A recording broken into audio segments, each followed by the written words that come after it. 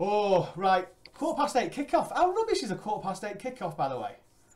Yeah, I've never been a it's fan of garbage, best of isn't it? times for late kickoffs. Akio, what time is it over there, my mate? It's 11 p.m. now, so kickoff should be about 12:30. Oh, you're going to be knackered tomorrow. Wow. Yeah, yeah, totally used to it. Yeah. That's commitment for you, buddy. I like that. Right, so come on, let's have a think about this game because I'm, like I mentioned to you, I'm a little bit apprehensive about this game. I think more so because we've not had the best form against them last year. Only Wolves and United did the double over us last year. And let's face it, going to Wolves for anybody is a really, really, really tough place to go. So, Emily, welcome to the show. We've been trying to get you on for ages. I know. Thank you so much, finally, for having me. Honestly, I've been dying to come on with you guys. And it's just never fallen at the right time, but I was determined tonight. I'm like, keep the kids downstairs. I am doing it. Grab the beer. Let's go and talk to Tom for half an hour and see what Yes. it is. I love it. And then Estrella as well. Come Even on. better. Girl of my own heart. I love it. Right, come on then. Give us your thoughts on tonight's game. Where are we going to win it or lose it tonight? Oh, defence.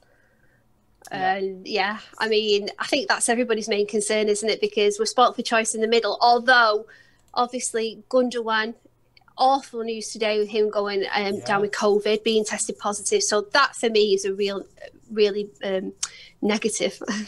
And Bernardo out with a hamstring. Yeah. Yeah. But I do think, obviously, all the question marks lie over the defence. With Laporte out, that is an absolutely gigantic miss. But I am excited to see what Ake will offer for us as well. I think he's a great signing and I think he'll do really well. He's versatile, so I know that he can fill in as required, as and when required at left back. So I'd expect to see him at the back next to Stones tonight, hopefully.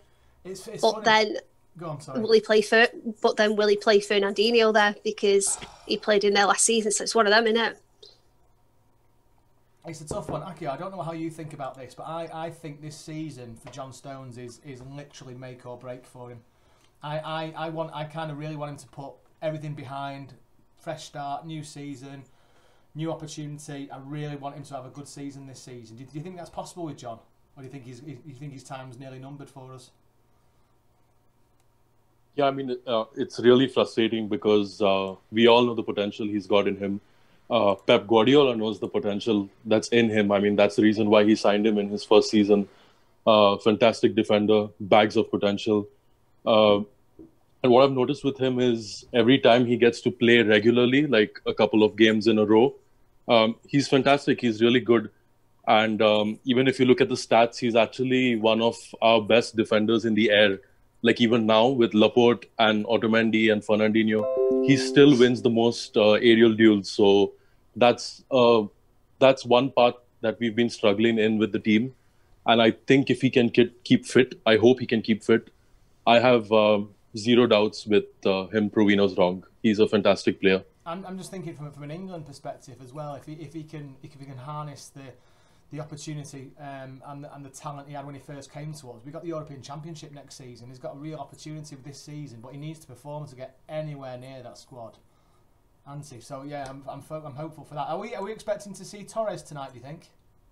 Oh, I hope so. I really, really hope so. I hope he starts.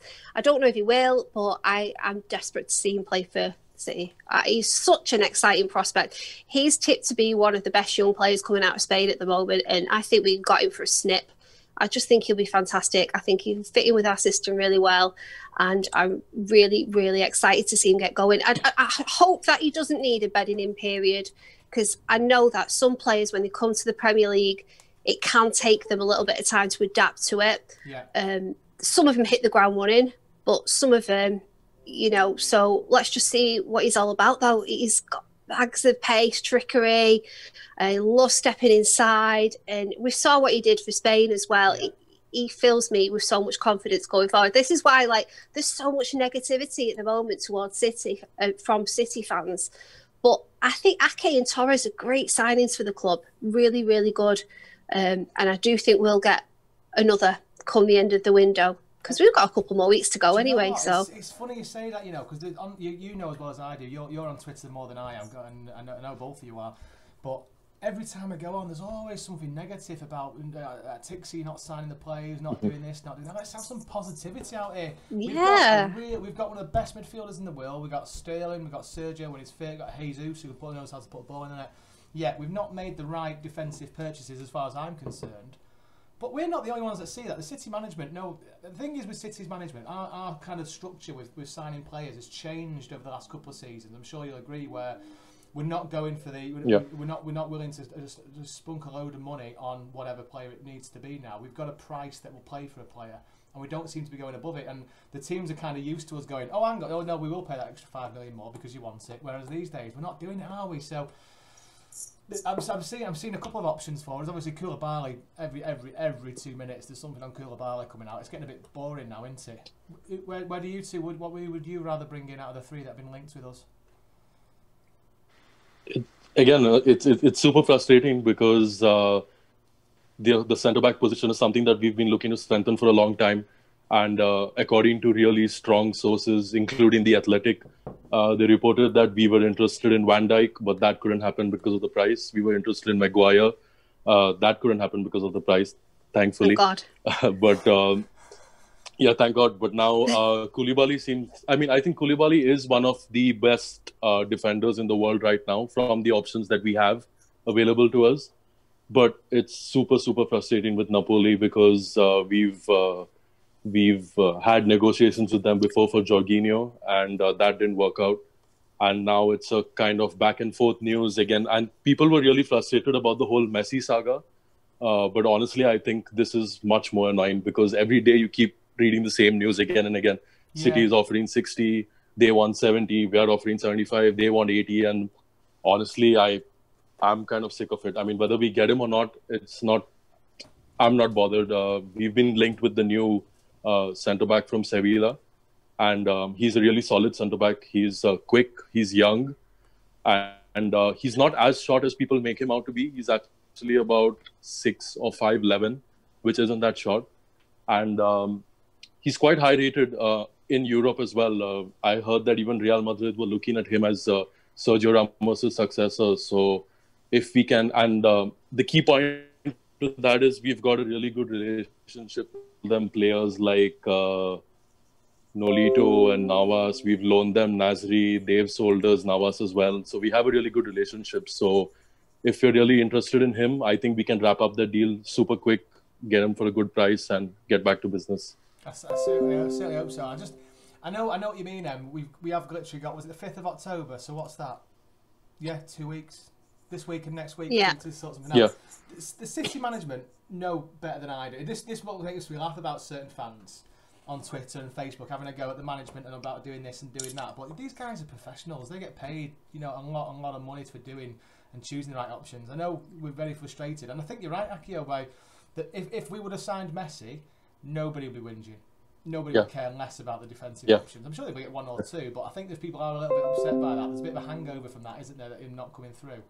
But I'm not ruling out a day January's pre-sign. I think one key point in that is there are a lot of people and a lot of City fans actually moaning about how the whole Messi saga has kind of screwed up our transfer window. But that's actually not true because I don't think it has had any effect at all on our transfers and the way we are going about business, because City weren't actually in for Messi. With Guardiola and Chiki and Ferran all being ex-Barca employees and Barca fans, I read that they did not want to get involved in the deal at all.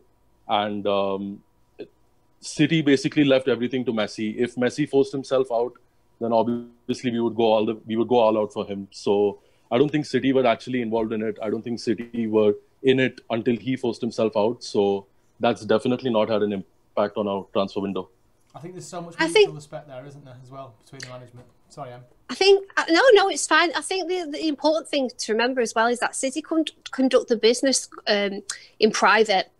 They've always gone about it in a very private, astute way where everything is behind closed doors until more or less you see the picture of Tixie with the new signing. So I understand the fact that City fans are looking at other clubs like Chelsea, like Liverpool, thinking, Chelsea, look at everything that they've spent.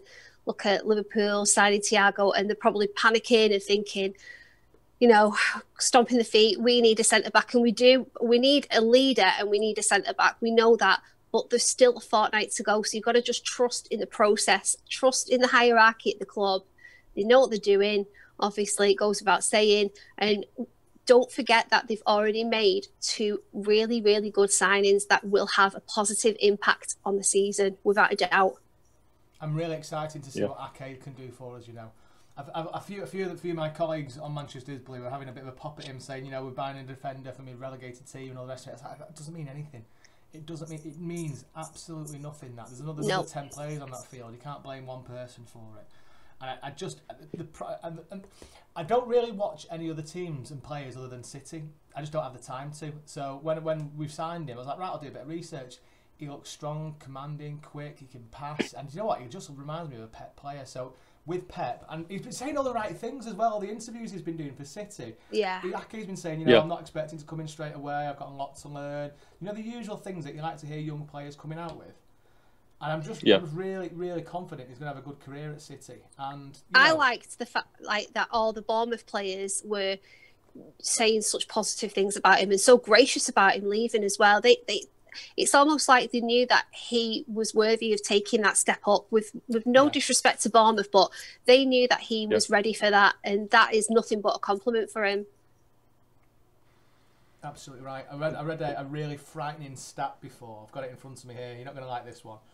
Great. Pep Guardiola is in danger of losing 3 consecutive league games against any single opposition for the first time in his managerial career today. I bet he's a bit nervous. I bet he's more nervous than anything, isn't he, start the season? That's not a good thing to have on your chest, is it? So come on then, what are we thinking? We've got 3 questions for you. First goal scorer, scoreline, and man of the match. Who do you think, Akio, who do you think will be your man of the match for City tonight? Who are you looking for to say, right, you're going to take the game by the scruff of the neck, you're going to win it for us? Please don't say Ederson. I'll be gutted if you say Ederson. No, my man of the match would be Kevin De Bruyne, because I think he steps up in clutch moments when we need him the most. Yeah. I think in one of the 2 Wolves games, or both of them, one of them, he had not featured in it. I think he was on the bench, or he was injured, or he had to be subbed off. I can't remember, but a super important player. Leads the entire team, takes them forward, and I think in moments where even if things are not working out, he could just one really excellent free kick, one good shot from outside the box, and that's it. The entire game's changed. So for me, Kevin De Bruyne is someone who can pull something out of the hat even when things are not working. So definite man of the match. The random passes and cross-field passes that just nobody saw other than him. He's magical, isn't he? Go on, Em. What do you think? Who's going to be your man of the match tonight? Who are you looking out for? I think a really important position for us this season is that defensive midfield. Yeah. So I'm looking for a big performance from Rodri.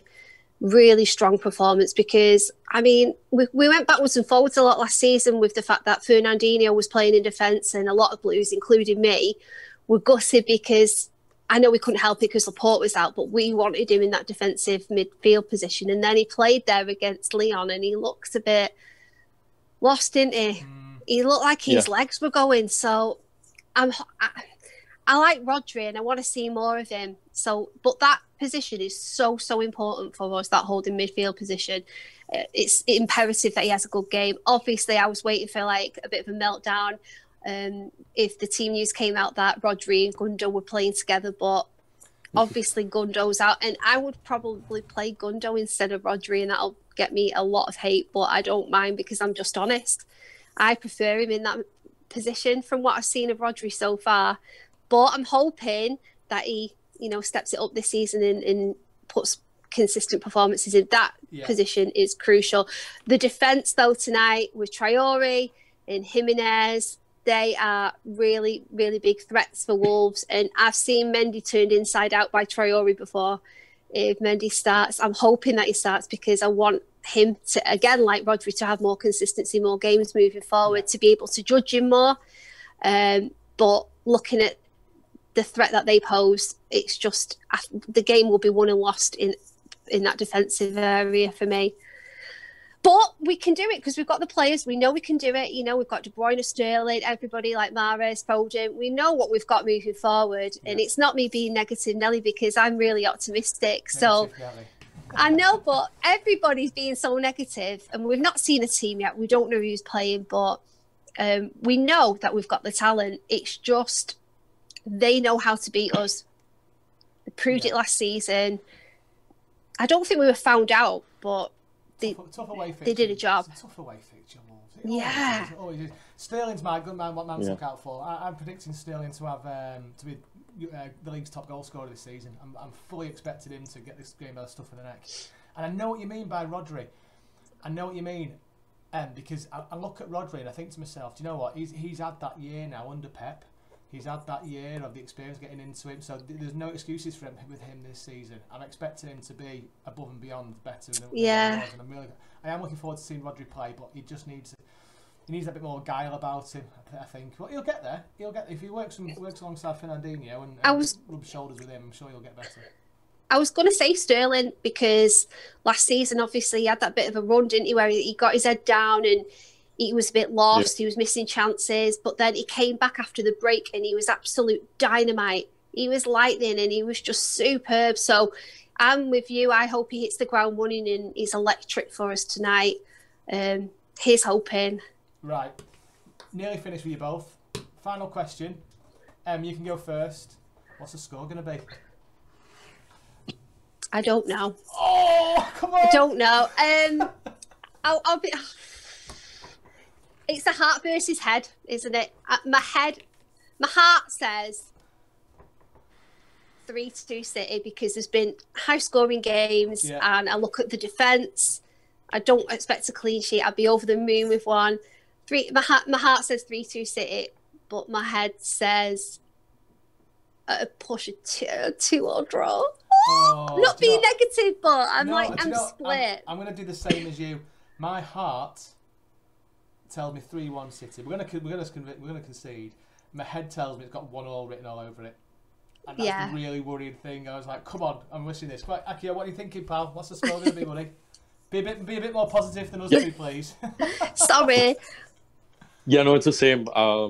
It's my brain telling me different things and my heart telling me different things. If I'm listening to my brain, then I'd probably think of a draw, but I'd like to see us win, and I think we can win. I'd go for a 3-2 because it will be a high-scoring game, and we're going to expect goals from them because they're a really good unit.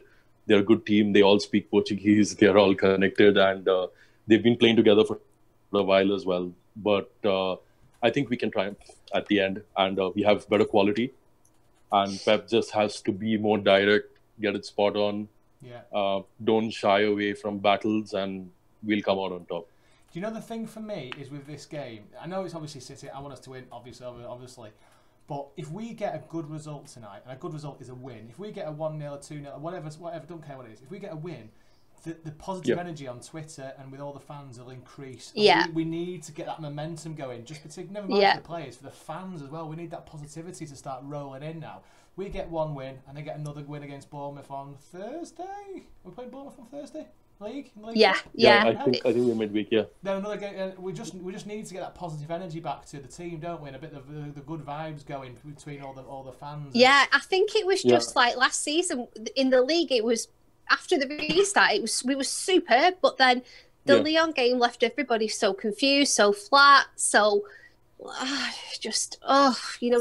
really disappointed. But we can't dwell on it. You've got to wipe the slate clean and move forward. And let's have some positivity. Absolutely. So it's not like, it's just, you want realism as well, but you've got to be a bit optimistic, haven't you? It's not a City fan unless you're optimistic. Right, guys. I think the... Go on, Aki, what are you saying, pal? Oh, yeah, sorry. No, I was just saying that I think the opponents are also really important, like getting the win against Wolves, because both the losses against Wolves were on either side of the season last year. So we lost to them in December, which was in the first half of the season, and then we lost to them in the second half as well. So I think that was really demoralizing and really destroyed our confidence completely. So I think if we can defeat Wolves today, a team that really demoralized us last season, is just going to set the precedent for the entire season. I think it's just upwards from there. Yeah, no, I completely agree. Right, well, I'm feeling much more positive than I was half an hour ago, guys, so thank you both for cheering me up a little bit. Let's go away and get a win, shall we? Thank you so much for joining me tonight, and we'll speak to you on Twitter, no doubt, very soon. No problem, anytime. Thanks for having us. Cheers, guys. See you soon. Cheers, see you. Bye.